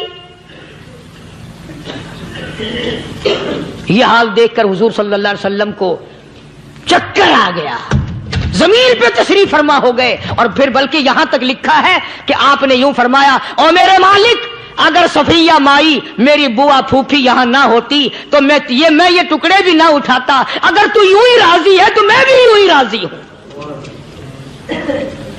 اور پھر جب ان ٹکڑوں کو جوڑا گیا تو صحابہ نے عرض کیا یا رسول اللہ صلی اللہ تعالی علیہ وسلم امیر حمزہ قداور آدمی تھا، لمبا تکڑا بہادر آدمی تھا، حالت یہ ہے چادر چھوٹی ہے بھی ایک ہی، اگر سر ڈھانپتے ہیں تو پیر کھل جاتے ہیں، پیر ڈھانپتے ہیں تو سر کھل جاتا ہے۔ حضور نے فرمایا سر کو چھپا دو، پیروں پہ میرے چچا کے درختوں کے پتے ڈال دو۔ میں یہ عرض کر رہا تھا کہ اللہ والے ہر وقت میں آدمی کی اصلاح کی کوشش کرتے ہیں، اسے بنانے کی کوشش کرتے ہیں، اسے سمجھانے کی کوشش کرتے ہیں۔ اللہ تبارک و تعالی ہر مسلمان کو توفیق دے کہ وہ اپنی زندگی بھر اللہ والوں کی خدمت میں جانے آنے کی، قرآن کی خدمت کی ہر وقت پروگرام بنائے، نیت خیر رکھے۔ کیوں؟ اس لیے اسی کو کہتا ہے کہ لیے پھرتی ہے بلبل چونچ میں گل، لیے پھرتی ہے بلبل چونچ میں گل، اور ڈھونڈتی ہے شہید ناز کی تربت کہاں ہے، تلاش کر کرتے ہیں جانور پرندے، کہاں پر اللہ کی رحمت برس رہی ہے؟ تو ہمیں بھی اللہ کی رحمت کا طالب ہونا چاہیے، اللہ کی رحمت کا متلاشی ہونا چاہیے۔ اللہ پاک مجھ پہ اور آپ سب پر، ساری امت پر اپنا کرم فرمائے۔ آسمانی کتابیں نازل فرمائی، اسی کو لوگ زیادہ چمکاتے ہیں۔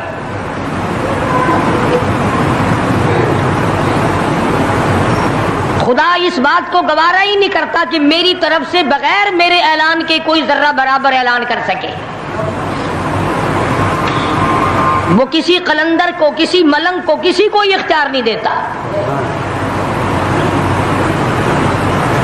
جن کا خدا جیتا جاگتا، حی و قیوم، قائم دائم ہے، وہ تو ایسا ہے، اور جن کا خدا کبھی پیدا ہوتا ہے کبھی مر جاتا ہے، ان کی میں بات نہیں کرتا۔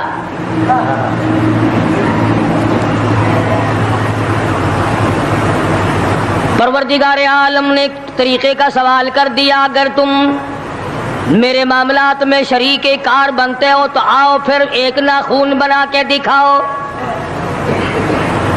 ایک بال بنا کے دکھاؤ، درخت کا ایک پتا بنا کے دکھاؤ، پتھر کا ایک روڑا بنا کے دکھاؤ، مٹی کا ایک ذرہ بنا کے میرے سامنے لاؤ۔ پروردگار عالم نے فرمایا چلو تم سے گائے کیا بنواؤں گا، بھینس کیا بنواؤں گا، بکری کیا بنواؤں گا، زمین و آسمان تم کیا بناؤ گے، چاند سورج ستارے کیا بناؤ گے، انسان تو بنانا تمہارے بس کا کام کہاں ہے۔ لَن يَخْلُقُوا ذُبَابًا، تم مجھے مکھی کا ایک پر بنا کے تو دکھاؤ۔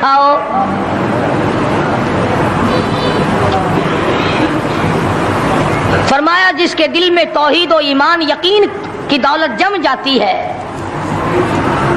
وہ لوگ تو دنیا ہی میں ایمان کا مزہ چکھتے رہتے ہیں، ایمان کی لذت آتی ہے۔ صحابہ اکرام رضوان اللہ تعالی علیہ مجمعین کی جماعت نے دنیا ہی میں جنت کو دیکھا، جنت کی خوشبو سونگھی، کسی کو جنت کی ہوا لگی، کسی نے جنت کا نقشہ دیکھا، کسی کو جنت کا نظارہ کرا دیا گیا دنیا ہی میں۔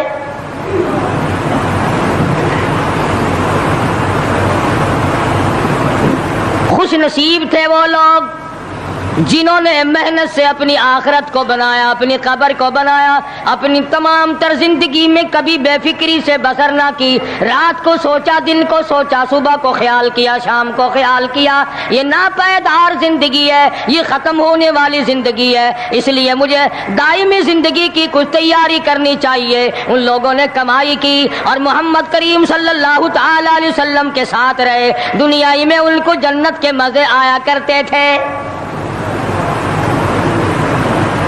من عمل صالحا من ذکر او انثى وهو مؤمن فلنحيينه حياة طیبہ۔ محنت کرنی پڑتی ہے، تکلیف اٹھانی پڑتی ہے، پریشانی جھیلنی پڑتی ہے، جب جا کر کچھ کام بنتا ہے، استقامت کے ساتھ کام بنتا ہے، جہاد فی سبیل اللہ کے ساتھ کام بنتا ہے، گردنیں کٹانے سے کام بنا کرتا ہے، اپنی جانوں کا قیمہ بنوانے سے کام بنا کرتا ہے، پھونک مارنے سے نہ کبھی کام بنا اور نہ آج بن سکتا ہے۔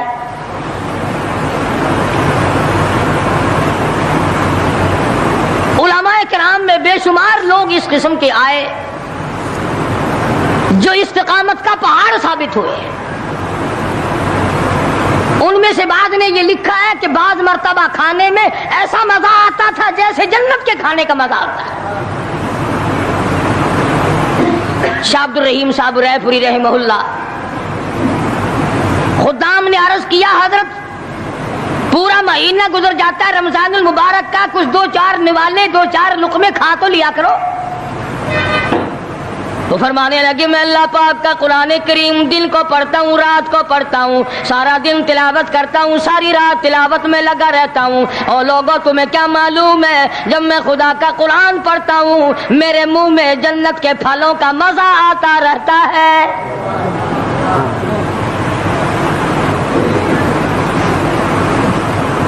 صحابی ہے مدنی کریم صلی اللہ تعالی علیہ وسلم کا، احد پہاڑ کی طرف جا رہا ہے، ایک دوسرا صحابی سامان لے کے لینے کے لیے واپس آ رہا ہے، وہ جانے والا پوچھتا ہے کدھر چلا؟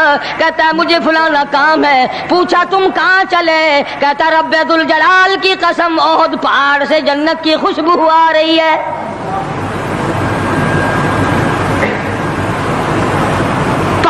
تھے یہ لوگ، ارادے کے استقامت اس قدر مضبوط تھی، دنیا کی کوئی طاقت ان لوگوں کو نہیں ہلا سکی۔ سید عطا اللہ شاہ صاحب بخاری رحمہ اللہ، علماء اکرام کی پگڑی تھی، علماء کے آبرو تھے شاہ صاحب، علماء کی عزت تھی۔ امرتسر میں جلسہ کیا شاہ صاحب نے، اطلاع ملی بہار میں لوگوں نے حسین احمد مدنی کی پگڑی اتار کر جلا دی۔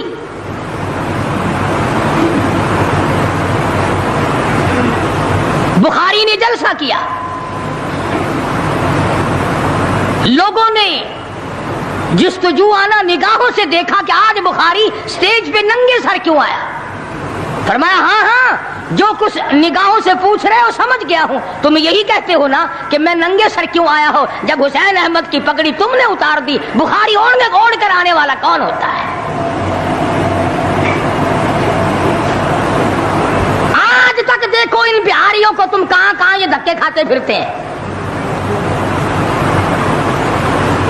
مولانا حسین احمد مدنی رحمت اللہ علیہ کی پگڑی اتاری، پیروں کے نیچے بلی اور جلا دی،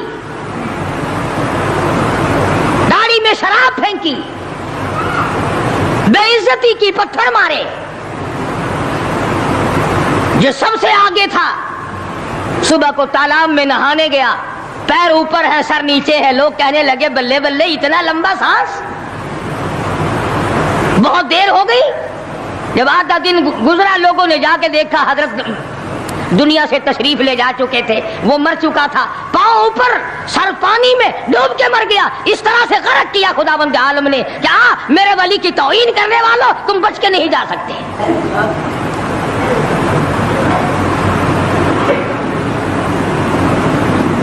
جلندھر کے اسٹیشن پہ مولانا کی توہین کرنے والا یہاں فیصل آباد میں آیا، لوگوں نے اٹھا کر بھٹے کی چمنے میں ڈال کر خاک کر دیا۔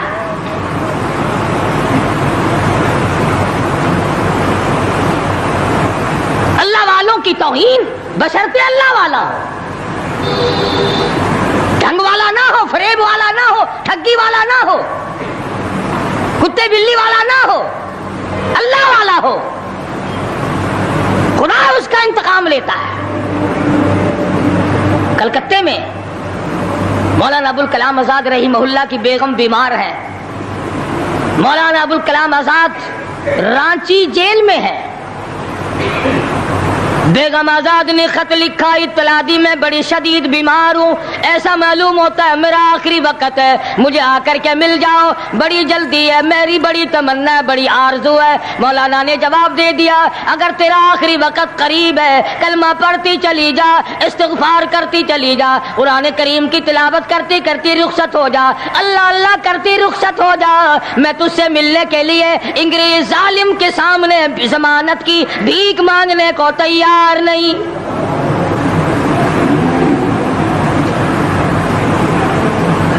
آج یہ جو علماء کی توہین کرتے ہیں، کبھی اخباروں میں لکھ کر فلاں مخالف تھا پاکستان کا، تم نے پاکستان کا کون سا کندھا دے رکھا ہے، تم نے پاکستان کا کیا سنوارا، تم نے پاکستان کا کیا بنایا، آدھا پاکستان بیچ کے کھا گئے اور تمہیں پوچھنے والا کوئی نہیں۔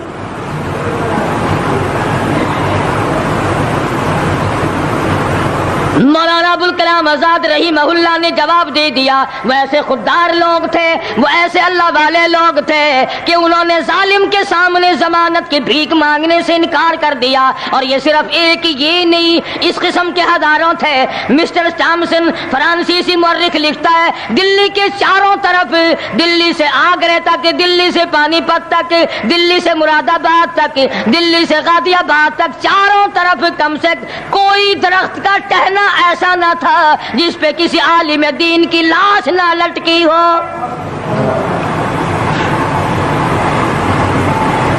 اور چوری کھانے والوں تمہیں کیا پتا ہے؟ پاکستان کو بھون بھون کر کھانے والوں تمہیں کیا پتا ہے؟ پاکستان کی قوم کا چمڑا اڈھیڑنے والوں تمہیں کیا معلوم ہے؟ پاکستان کی آبرو برباد کرنے والوں تمہیں کیا معلوم ہے؟ پاکستان کی عزت کو تباہ کرنے والوں تمہیں کیا معلوم ہے کہ علماء کرام کا کیا کردار ہے؟ 400 عربی مدرسے تھے دلی کے چاروں طرف،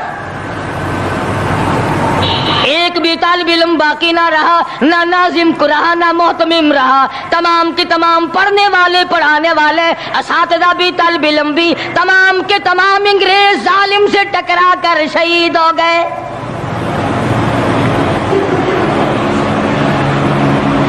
مولانا ابوالکلام آزاد رحمہ اللہ نے جواب دے دیا، بیگم آزاد کا انتقال ہو گیا، بیگم آزاد کا انتقال ہو گیا۔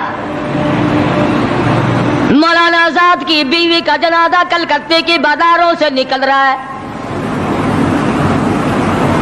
وہ مسلمان جو انگریز کا پیشاب چاٹا کرتے تھے، جو انگریز کی لید چاٹا کرتے تھے، انگریز کے گھوڑوں کی میموں کا تھوک چاٹنے والے مسلمان بیگم آزاد کے جنازے پہ لٹھ برسائے، لٹھ مارے مولانا آزاد کی بیگم کے جنازے پہ۔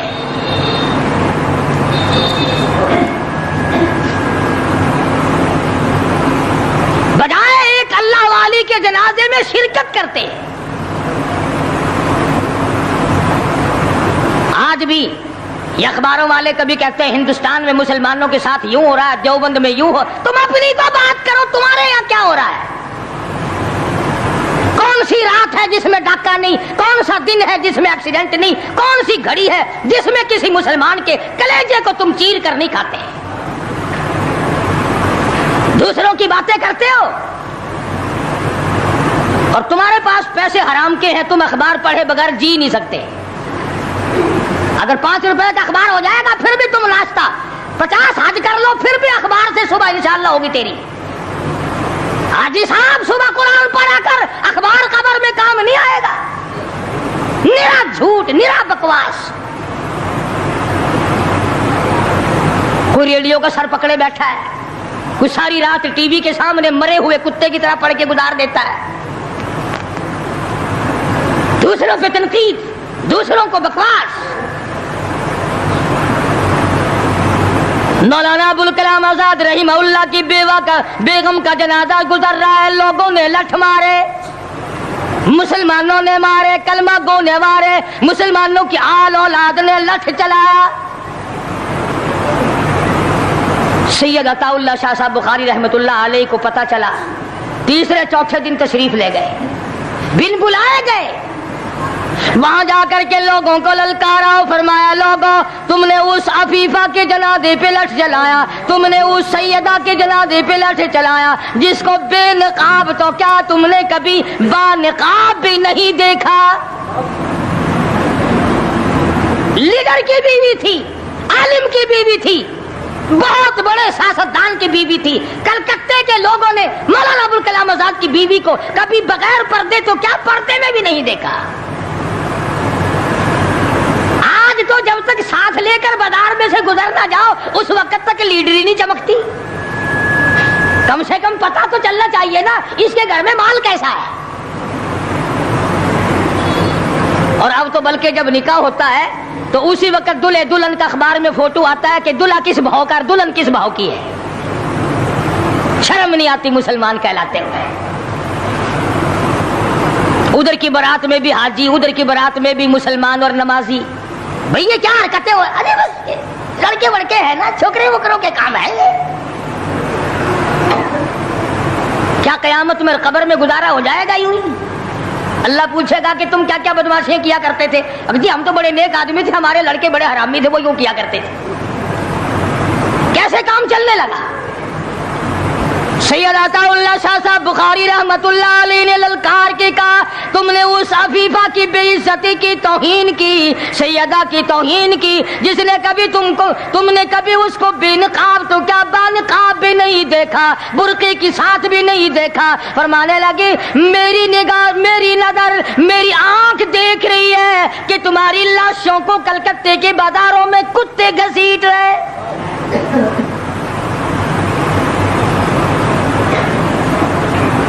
ہفتہ نہیں گزرا، 8 دن نہیں گزرے کہ ہندو مسلم فساد ہوا اور مسلمانوں کی لاشوں سے کلکتے کا بازار بھرا۔ جب مقابلے کا وقت آتا پھر نہیں یہ جاتے، جو سب سے بڑے ایمان کے ٹھیکیدار ہے، اسلام کے ٹھیکیدار ہے، بہت بڑے، ان سے کبھی تو پوچھ لیا کرو کہ تم میں سے افغانستان کتنے حضرات تشریف لے گئے ہیں، فلسطین کتنے گئے ہیں، کیا کریں گے افغانستان جا کے، کیا کریں گے فلسطین جا کے، یہی جمعرات کو 2 پلیٹیں اور زیادہ صاف کر لیں گے۔ جب مقصد کھانا ہی ہے، وہ ایک مولوی بیمار ہو گیا بیچارہ، تو ڈاکٹر کے پاس لے گئے بڑی مشکل سے چارپائی پہ ڈال کر، تو وہ اتنی سی پیالی میں مکسر بنا کے لایا دوا کا، انہوں نے کہا حضرت یہ پی لیجئے، کہنے لگا بولے اگر اتنی جگہ ہوتی تو 1 پلیٹ اور نہ ڈال لیتا، کدھر ہے جگہ دوا کی؟ جن کا مقصد صرف کھانا، جن کا مقصد صرف پینا ہے، وہ کیا کریں گے ادھر ادھر جا آ کر، کیا کریں گے ان کو؟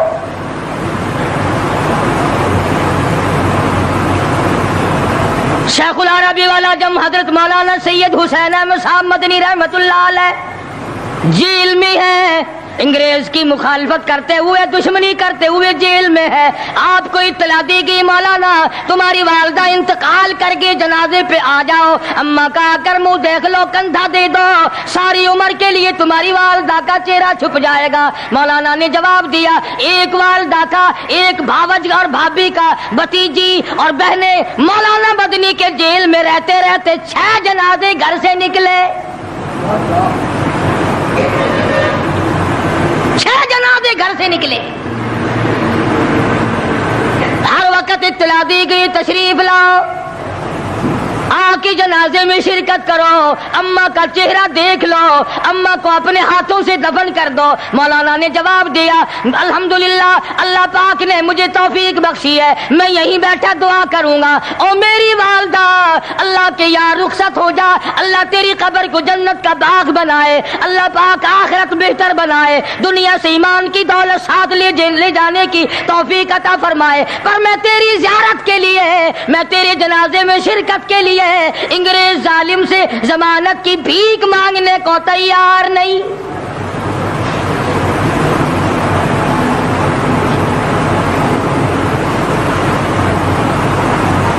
150 سوا سو سال علماء دین انگریز ظالم سے ٹکرائے، مراٹھوں سے ٹکرائے، ڈوگروں سے تمام ان ہندوؤں سے، سکھوں سے، ڈوگرا پارٹی جو تھی اس سے ٹکرائے، تمام سے، شاہ اسماعیل شہید، مولانا سید احمد بریلوی رحمت اللہ علیہ، ان حضرات نے جہاد کیا اور لاکھوں آدمی ان کے ساتھ ہو کر شہید ہوا۔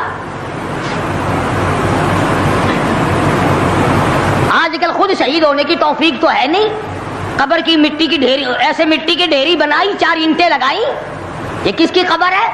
یہ پرانے زمانے کے شہید ہیں، یہ بغیر سر کے یہاں تشریف لائے، لوگوں نے دیکھا آ رہے اور سر ہے ہی نہیں۔ مالک کائنات کی قسم، فجر کی نماز کا اس وقت تک ہم سلام نہیں پھیرتے، مکمل نہیں بنتی جب تک آل محمد صلی اللہ علیہ وسلم پہ درود نہ پڑے۔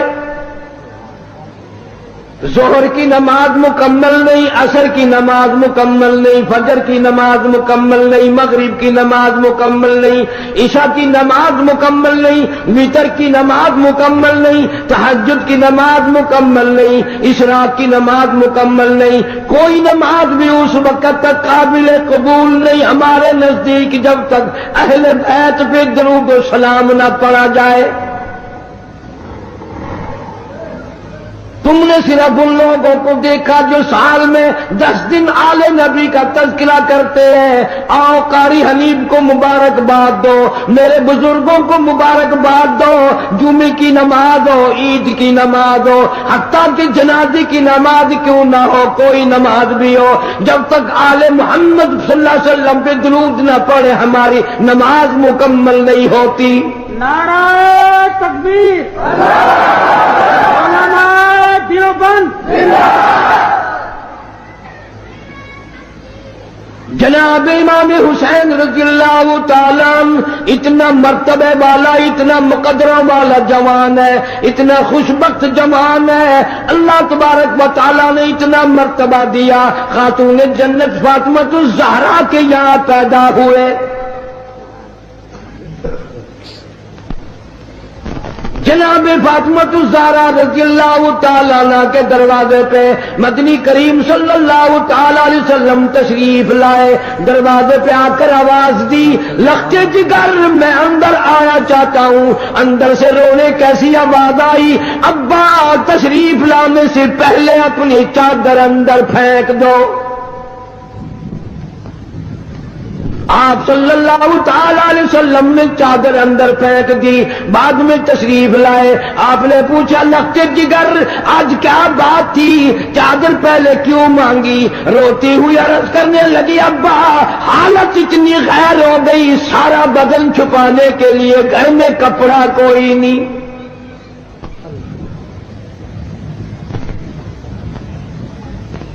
جناب فاطمہ الزہرا رضی اللہ تعالیٰ عنہا نے کھڑی ہو کر نماز کی نیت باندھی.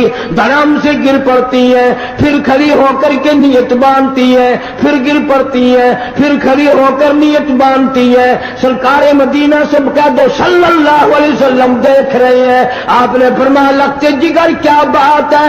عرض کیا, میرے ابا آج تیری لخت جگر کا 5 دن کا فاقہ ہے.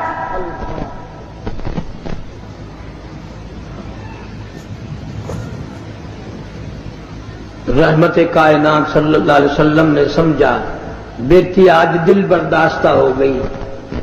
فرمایا, لخت جگر مسلح تو اٹھا. اپنا مسلح جو اٹھایا, نیچے جو نظر ماری ساری زمین سونے کی بن گئی, ساری زمین سونے کی بن گئی. ابا نے فرما دیا, بیٹا بیٹی جتنا چاہو اٹھا لو, جتنا چاہو لے لو, گٹھڑی باندھ لو, گھر بار بھر لو, الماریاں بھر لو, بکسے بھر لو, جتنا دل کرے سونا اٹھا لو. لیکن یاد رکھنا, قیامت کے دن ذرہ ذرے کا حساب دینا پڑے گا. علماء کرام نے لکھا, اتنی بات سن کر لگتے جگر فاطمہ الزہرا رضی اللہ تعالیٰ عنہ نے سونے کے ٹکڑے پر تھوک دیا, مسلح بچھا لیا. فرمائش کرنے لگی, میرے ابا میں قیامت کے دن سے حساب و کتاب سے اتنی گھبراتی ہوں, مجھے فاقہ پسند ہے, مجھے سونا نہیں چاہیے.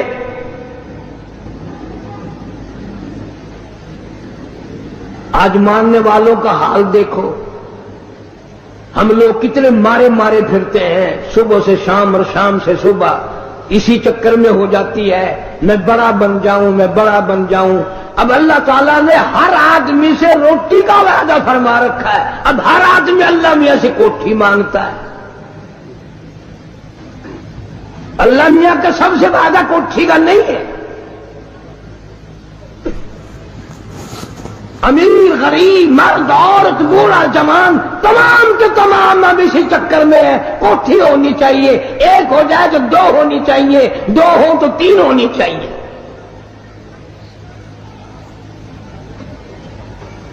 مکہ مکرمہ میں جناب عثمان رضی اللہ تعالیٰ عنہ کو پتہ چلا آج سرکار مدینہ صلی اللہ علیہ وسلم کا 5 دن کا فاقہ ہے. جناب عثمان رضی اللہ تعالیٰ عنہ کھانا پکوا کر کے بھی لے گئے, ریشن بھی لے گئے, اور وہاں جا کر بڑی عجیب بات فرمائی. عرض کیا, میرے آقا آپ نے 5 دن کا فاقہ کیوں کہتا ہے, جبکہ آپ کو معلوم ہے میری جان تیری ہے, میرا مال تیرا ہے. کون آج یہ کہے؟ اللہ پاک مدینہ منورہ کی سب کو زیارت نصیب فرمائے. دوپہر کا وقت ہے، چھت نہیں ہے مسجد کی.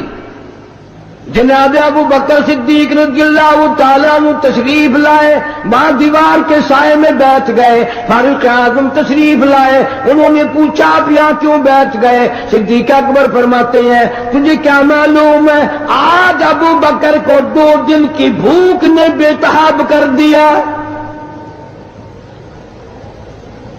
فاروق اعظم رضی اللہ تعالیٰ عنہ فرمانے لگے آج تیرے بھائی فاروق کا بھی یہ حال ہے. 3 دن کے فاقے نے گھر میں نہ بیٹھنے دیا، میں بھی مسجد میں آ گیا ہوں. کچھ دیر کے بعد حضور اکرم صلی اللہ علیہ وسلم تشریف لائے. ان دونوں حضرات سے وجہ پوچھی، انہوں نے بتا دی اور آپ کی آنکھوں میں آنسو آ گئے. فرمایا ابو بکر آج تیرے نبی کا 5 دن کا فاقہ ہے. تینوں حضرات اکٹھے ہو کر ابو ایوب انصاری رضی اللہ تعالیٰ عنہ کے مکان پہ گئے. انہوں نے کھانا تیار کیا. جب سامنے لایا گیا آپ نے ایک روٹی پہ سالن رکھ کر فرمایا 5 دن کا فاقہ تو میرا ہے، میری فاطمہ کا نہ جانے کتنے دنوں کا فاقہ ہے، پہلے اس کو دیا. اتنی عزیز لخت جگر، اتنی پیاری نور نظر، اور اس کا اپنا مقام اللہ کے نزدیک اتنا بڑا. علامہ شاہ عبد العزیز دہلوی رحمت اللہ علیہ تفسیر عزیزی میں لکھتے ہیں کہ قیامت کا دن ہوگا، پل صراط لگی ہوگی، نیچے جہنم ہوگا، 500 برس کی چڑھائی ہوگی، 500 برس کی برابری ہوگی، 500 برس کی اترائی ہوگی، 1500 سال کا سفر ہے. تلوار سے تیز ہے، بال سے باریک ہے. نیچے جہنم میں گزریں گے سب، رسول گزریں گے، انبیاء گزریں گے، پیغمبر گزریں گے، صحابہ کرام گزریں گے، اولیاء گزر رہے ہوں گے، قطب ابدال گزریں گے، غوث گزریں گے، تمام لوگ گزرتے رہیں گے. جب آئے گی باری فاطمہ الزہرا رضی اللہ تعالی عنہا کی، ایک فرشتہ اعلان کرے گا یا معاشر الانبیاء والاولیاء یغضوا من ابصارکم. او آدم صفی اللہ، اے نوح نبی اللہ، اے ابراہیم خلیل اللہ، اے موسیٰ کلیم اللہ، اے عیسیٰ روح اللہ، او صحابہ کرام کی جماعت، اولیاء کرام کی جماعت، اور کتب و ابدالوں کی جماعت، تمام کے تمام اپنی نظریں نیچی کر لو، اس لیے کہ فاطمہ الزہرا گزرنے والی ہے. نگاہوں کو نیچا کر لے. جس خاتون کا پل صراط پہ اتنا بڑا اکرام ہے، احترام ہے، جہاں کسی کا لحاظ نہیں ہے، اس کی اولاد کتنی خوش نصیب اور کتنی اعلیٰ درجے کے مقام کی مالک ہوگی.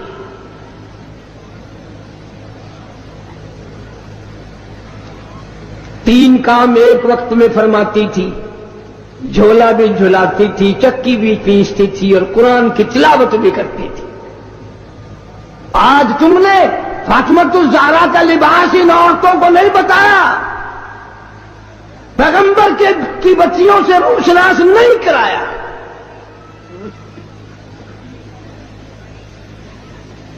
ہر گھر میں VCR چلا چلا کر بدماش بنا دیا تم نے اپنی معصوم بچیوں کو، ان کا دماغ خراب کر دیا.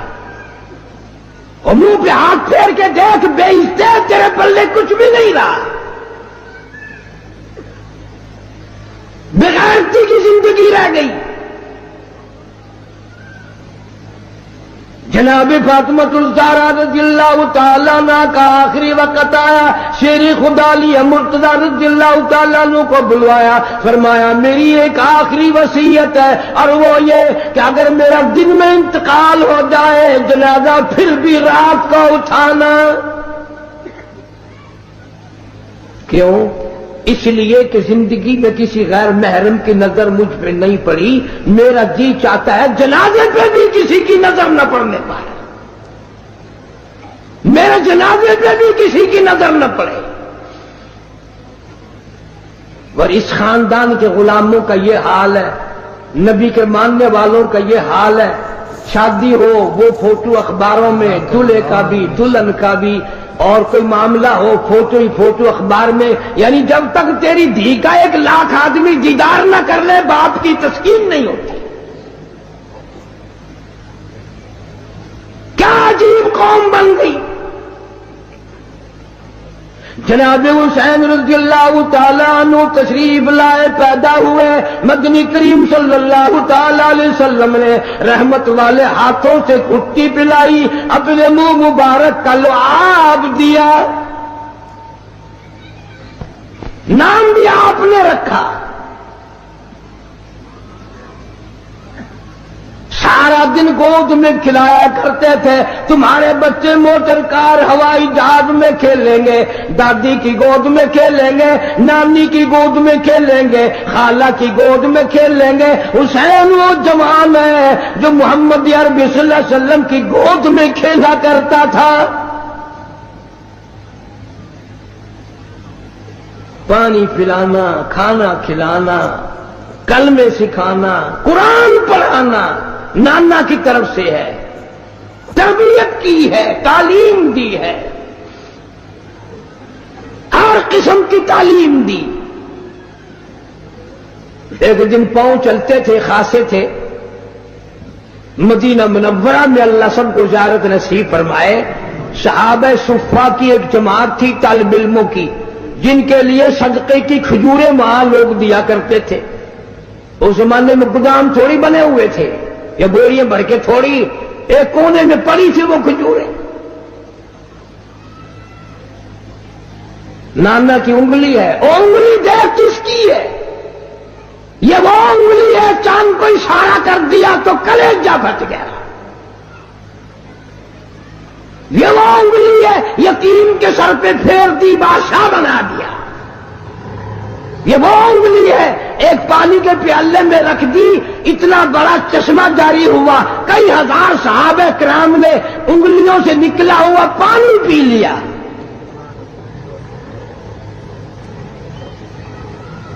حسین رضی اللہ تعالیٰ عنہ نے ہاتھ میں انگلی پکڑ رکھی اور نانا کے ساتھ چلے جا رہے ہیں۔ چلتے چلتے بچہ ہے نا، ایک کھجور اٹھا کر منہ میں ڈال لی۔ اتنا فرما دیتے تھے تو کوئی بڑی بات تھی کہ بھئی بچے آئندہ نہ اٹھانا، یہ کھجوریں ہمارے کھانے کی نہیں، بلکہ رحمت کائنات صلی اللہ علیہ وسلم نے نواسے کے حلق میں انگلی ڈال کر وہ کھجور باہر نکال لی، نہیں اندر جانے دی۔ فرمایا بیٹا، سید کے لیے صدقے کا مال حرام ہے، تم میری آل ہو، صدقہ تو اور لوگوں کے لیے۔ یہ اس زمانے کی بات کر رہا ہوں جب نانا بھی موجود تھا، نواسا بھی موجود تھا، کہ صدقے کا مال، مسئلہ تو آج بھی ہے کہ سید کے لیے صدقے کا مال حرام ہے، پر آج کل کا سید تو جھٹکے کا بھی نہیں چھوڑتا۔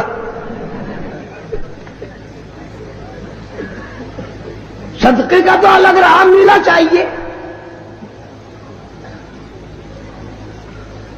جتنے بڑے بڑے چھوٹے چھوٹے افسر سید ہیں، ان سب نے تھوک رکھا رشوت پہ۔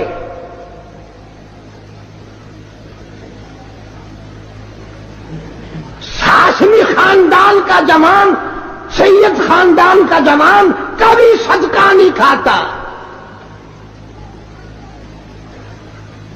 اور یہی وجہ ہے کہ آج کل ذرا شکلیں تو دیکھو، اگر کوئی یوں آواز لگائے نا، شاہ صاحب شاہ صاحب، یوں پیٹ پھیر کے مڑ کے دیکھو نا، توے کا پٹھا پاسا کون آوے۔